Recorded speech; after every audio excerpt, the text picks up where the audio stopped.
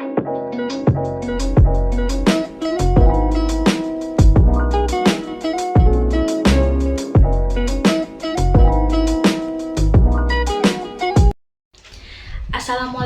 warahmatullahi wabarakatuh. Halo teman-teman semuanya. Perkenalkan, saya Anissa Pina Apriyanti, mahasiswa keperawatan dari Stikessersi Pontianak. Hari ini saya akan membawakan sebuah materi edukasi yang sangat penting dalam dunia keperawatan, terutama dalam kondisi gawat darurat, yaitu fraktur atau biasa yang lebih kita kenal sebagai patah tulang. Nah, topik ini penting untuk kita pahami bersama, bukan hanya untuk tenaga kesehatan, tetapi juga untuk masyarakat umum. Karena fraktur bisa terjadi kapan saja, bisa di jalan, bisa di rumah, dan saat beraktivitas biasa ataupun bahkan saat berolahraga ringan. Nah, di video kali ini kita akan membahas 5 poin utama, mulai dari pengertian fraktur, penyebab fraktur, faktor resiko fraktur, tanda dan gejala fraktur, dan tentunya bagaimana cara menangani fraktur secara tepat dalam kondisi gawat darurat. Yuk, langsung aja kita mulai. Simak videonya sampai akhir ya. Jadi, apa sih itu fraktur? Nah, fraktur atau yang biasa kita sebut sebagai patah tulang adalah putusnya kontinuitas tulang atau tulang rawan yang biasanya disebabkan oleh trauma atau kekuatan fisik, dan biasanya disebabkan oleh kerusakan jaringan di sekitarnya, yaitu ligamen, otot, tendon itu pembuluh darah, dan syaraf. Yang dimana fraktur ini terbagi menjadi dua, yaitu fraktur terbuka dan fraktur tertutup. Nah, yang pertama fraktur terbuka atau open fracture. Ini adalah kondisi ketika tulang yang patah menembus kulit, sehingga tulang bisa terlihat dari luar. Luka terbuka ini sangat beresiko menyebabkan infeksi, karena tulang berhubungan langsung dengan udara luar dan kotoran. Nah, yang kedua ada fraktur tertutup atau closed fracture. Nah, ini adalah jenis fraktur yang tidak menembus kulit. Jadi, dari luar hanya tampak pembengkakan atau memar, tapi tulangnya patah di dalam. Nah, keduanya sama-sama berbahaya, dan keduanya perlu ditangani dengan benar dan hati-hati. Nah, kemudian apa teman-teman sudah tahu bagaimana fraktur itu bisa terjadi? Nah, jadi fraktur bisa terjadi karena berbagai hal, yang dimana penyebab yang paling sering yang pertama ada fraktur traumatik. Fraktur traumatik ini disebabkan oleh fraktur yang tiba-tiba mengenai tulang yang dapat berupa pukulan, penekanan, atau penarikan yang berlebihan. Tulang tidak mampu menahan trauma tersebut, sehingga terjadi fraktur pada tempat yang terkena pukulan, dan jaringan lunaknya pun juga rusak, yang dimana kecelakaan ataupun tekanan kecil dapat mengakibatkan fraktur. Kemudian yang kedua, ada fraktur patologis. Fraktur patologis terjadi pada daerah-daerah tulang yang telah menjadi lemah karena tumor atau proses patologis lainnya.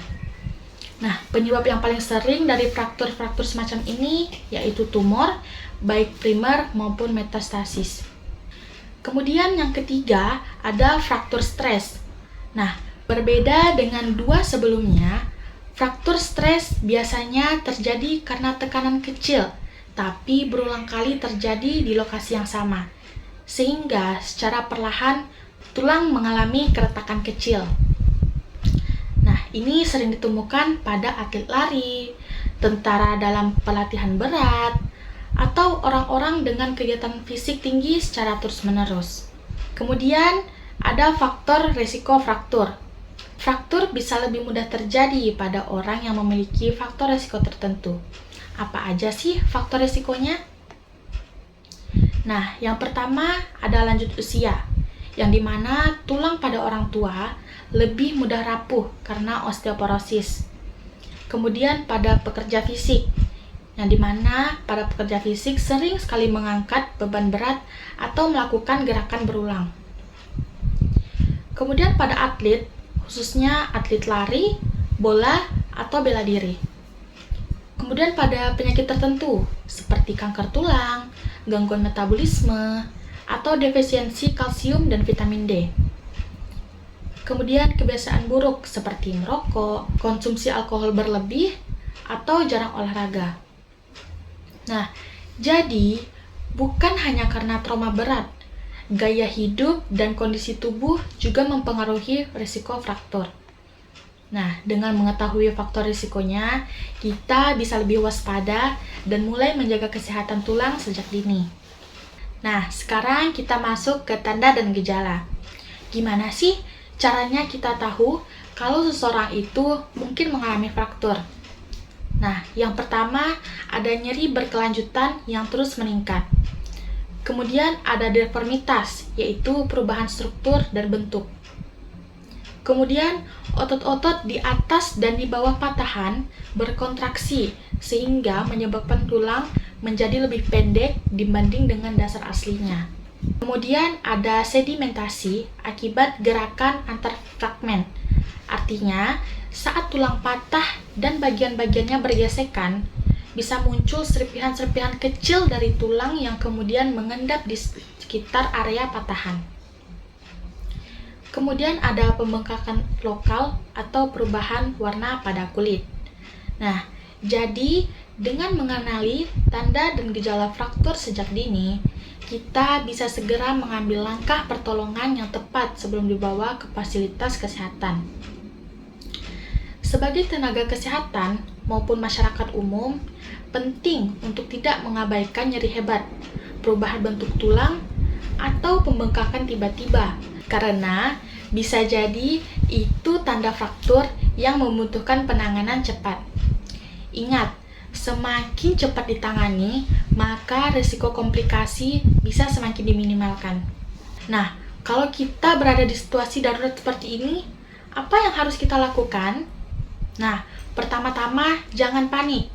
Pastikan lingkungan aman, lalu cek kondisi umum pasien.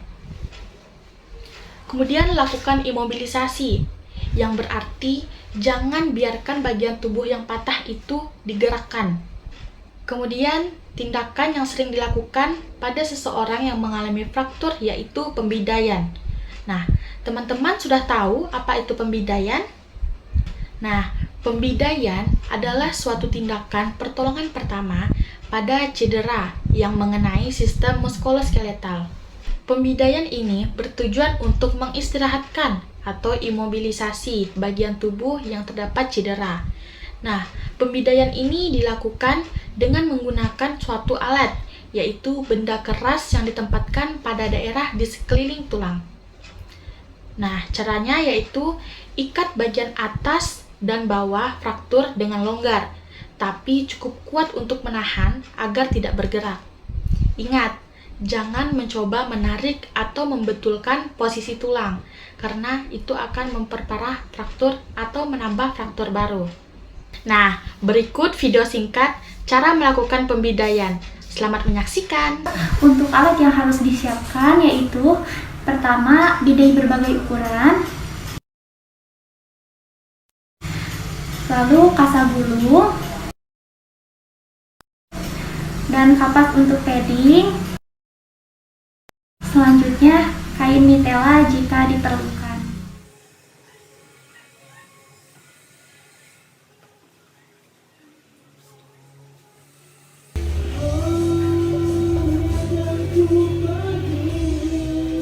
Saya akan cuci tangan terlebih dahulu.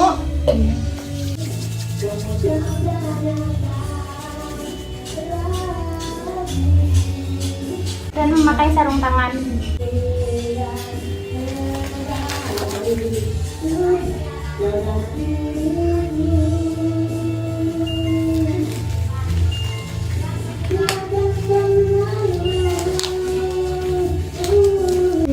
Nah Ibu, selanjutnya saya akan mulai melakukan pemeriksaan pada kaki Ibu ya.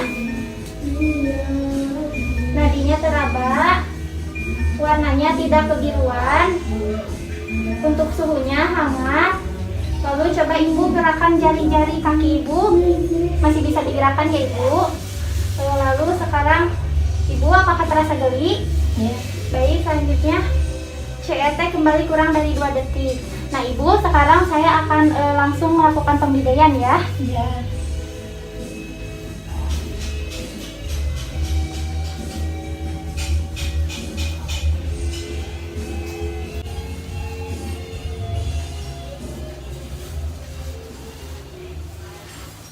Bu, mohon maaf ya.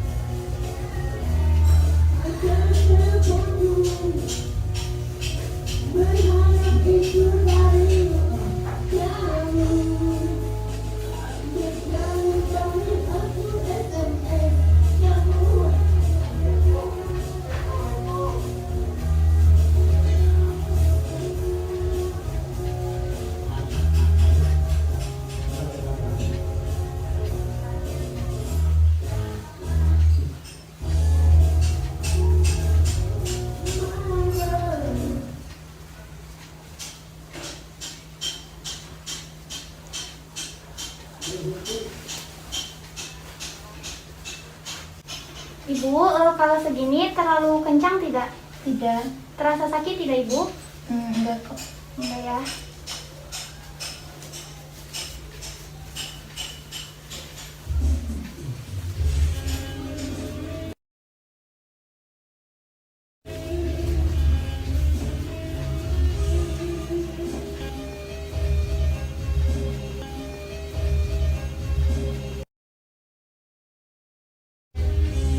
Baik Ibu, sekarang pembidaiannya sudah selesai. Saya beresan alat dulu ya. Iya. Nah, sekarang saya akan mengecek kembali kaki Ibu ya. Iya. Tadi teraba, warna kaki tidak tampak kebiruan. Lalu selanjutnya untuk suhunya hangat. Ibu, coba digerakkan jari-jari kaki Ibu. Bisa digerakkan ya Ibu. Ibu terasa geli tidak? Iya. Baik. CRT kembali kurang dari 2 detik. Nah, teman-teman, itu tadi pembahasan lengkap tentang fraktur, mulai dari pengertian, penyebab, faktor resiko, tanda dan gejala, hingga cara penanganannya. Fraktur bukan hanya soal patah tulang, tapi juga tentang bagaimana kita bisa tangkap dan tepat dalam memberikan pertolongan pertama yang bisa menyelamatkan nyawa. Sebagai tenaga kesehatan, kita tidak hanya dituntut untuk memberikan pertolongan secara fisik, tapi juga harus bisa memberikan rasa aman, ketenangan, dan pendampingan psikologis pada pasien dan keluarganya. Jangan pernah meremehkan cedera yang terlihat kecil, bisa saja itu fraktur tersembunyi. Dan jangan pernah asal memijat atau meluruskan bagian tubuh yang terasa sakit setelah jatuh, karena bisa membuat patah tulangnya makin parah.